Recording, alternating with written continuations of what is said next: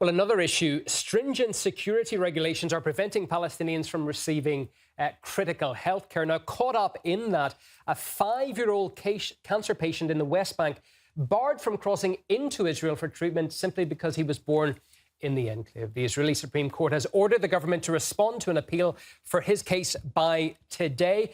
Just to point out, an earlier verdict ruled that more effort should have been taken to move the little boy to neighbouring Jordan instead.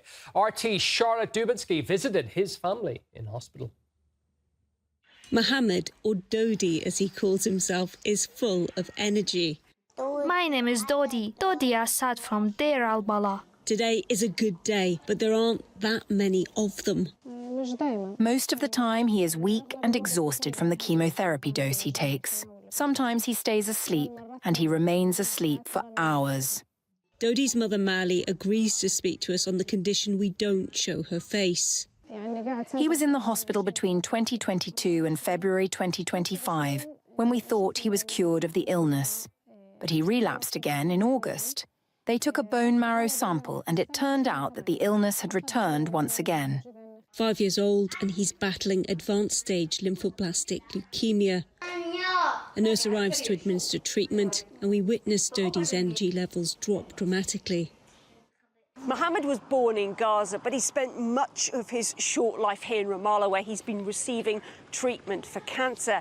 His doctors now say he needs life-saving treatment that can only be given to him in a hospital in Israel. But the transfer request was denied. An appeal was made, and then the Israeli courts ruled on that, once again rejecting that transfer request for life-saving treatment, saying that because he is technically a resident in Gaza, Israeli government policy currently denies any Gazan residents the right to cross the border. The NGO Gisha has been fighting for Dodi's access to care in Israel.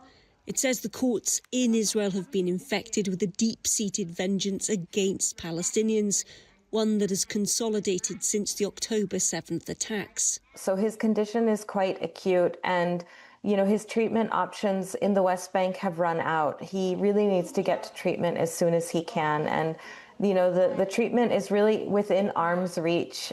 Physically speaking, it's a short drive away. We just need this wall of vengeance, of racism, of hatred to be removed so that he can reach his treatment. This viewing of all Gaza residents, of Palestinians in general, as the enemy, couldn't be more kind of sharp in this case of this 5-year-old boy.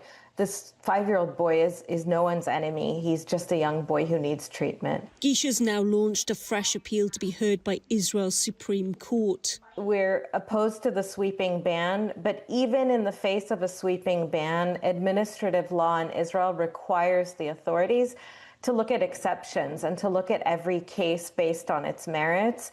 And here we have a case of a boy needing treatment urgently. The treatment is available to him in an Israeli hospital. There's absolutely no reason, no grounds to be applying the ban so blindly without seeing the individual circumstances of this boy. Dodi's mother says she's at her wit's end. She begs for the Israeli Supreme Court to give her son access to the treatment that he needs. When they connect the chemotherapy needle to him, it stays there for 12 hours. It is like fire boiling inside him. You see how fire burns on the ground. Mohammed's condition is like that. Enough with the chemotherapy. He's endured it all the previous years and now has to do the same, all over again. He must have the bone marrow transplant. It's the only solution for him to stop the chemotherapy treatment. Then he can have a transplant and become a healthy child again.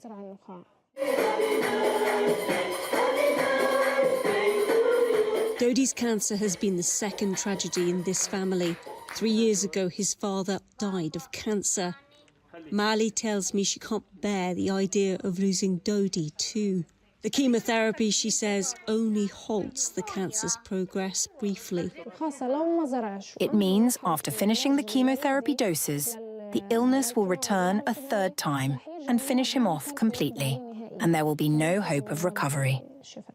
Dodi has spent so much of his life in hospitals, he's learnt a few tricks. I ask him what he wants to be when he grows up, but it's not a doctor. A policeman with handcuffs. With handcuffs. No, yes, a policeman who shoots and has handcuffs. A simple dream. His only chance to achieve it is if Israel's Supreme Court sees the individual case, a child desperately in need of life-saving medical care, with doctors ready at a Tel Aviv hospital to provide it. His life is in the court's hands. Charlotte Dubinsky for RT in Ramallah, Palestine.